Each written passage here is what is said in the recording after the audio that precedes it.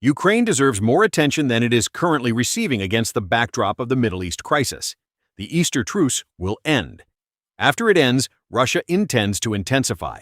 The primary focus is Donbass. The towns of Slavyansk and Kramatorsk remain the key objective, and Russian forces are positioning to encircle them. In Zaporizhzhia, there are reports of Russian forces breaking through defensive lines around Orikhiv.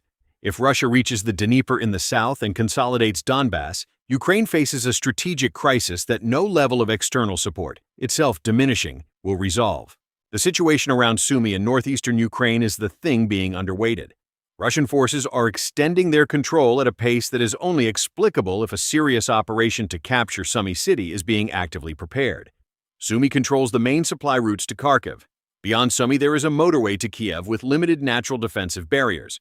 Russia attempted this approach in early 2022. The conditions to attempt it again, from a position of significantly greater strength, are assembling. A Ukraine where Russian forces are on the Dnieper in the south, threatening Kharkiv's supply lines from the north, and within operational range of Kiev. That is not a Ukraine whose future is settled. We are probably not looking at decisive events before late summer, early autumn, but we are moving towards them, and moving faster than most Western commentary acknowledges.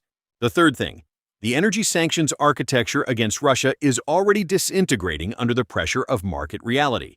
The Americans have already suspended them once. Russian oil is needed.